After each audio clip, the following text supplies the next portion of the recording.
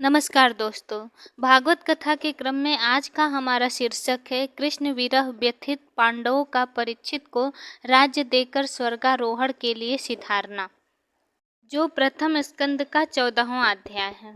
कथा आरंभ करने से पूर्व मेरा आपसे निवेदन है कि कृपया मेरे चैनल को सब्सक्राइब कर दें और साथ ही बेल आइकन को दबा दें ताकि आगे की कथा आप लोगों को बिना किसी अवरोध के मिलती रहे।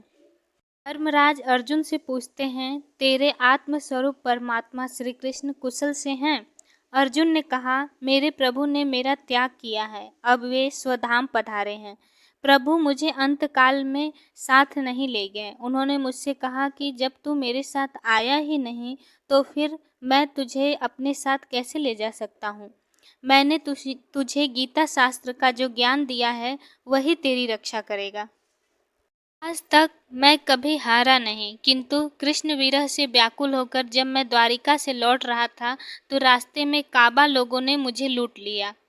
मुझे लगता है कि मुझमें जो शक्ति थी वह मेरी नहीं थी बल्कि द्वारिकाधीश की ही थी। उनके चले जाने से वह शक्ति भी चली गई। मुझे प्रभु के उन अनंत उपकारों की याद आ रही है। कृष्ण कृपा को याद करते करते अर्जुन कृष्ण विरह में रो रहे हैं। भगवान के स्वधाम गमन और यदुवंश के संहार का वृत्तांत सुनकर युधिष्ठिर ने स्वर्गारोहण का निश्चय किया।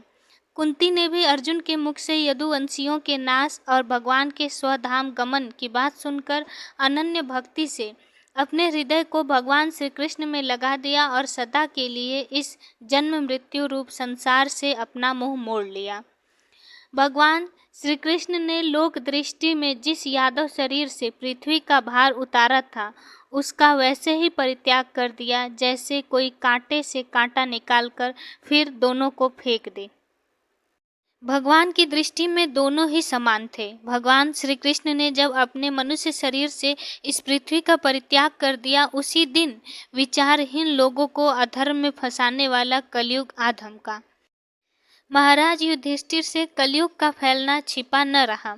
उन्होंने देखा देश में, नगर में, घरों में और प्राणियों में लोभ, असत्य, छल, हिंसा आदि अधर्मों की बढ़ोतरी हो रही है।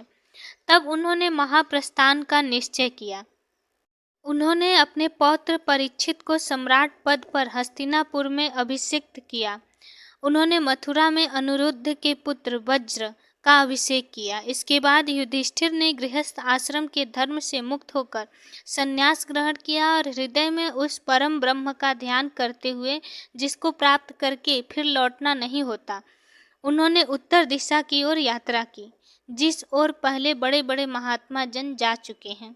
भीमसेन, अर्जुन आदि युधिष्ठिर के छोटे भाई ने भी अपने बड़े भाई के पीछे पीछे चल पड़े। पांडवों के प्रस्थान के साथ ही प्रथम स्कंद का 14वां अध्याय समाप्त होता है। दोस्तों, अगर आपको यह कथा पसंद आई हो तो कृपया मेरे चैनल को सब्सक्राइब और लाइक कर दें। धन्यवाद।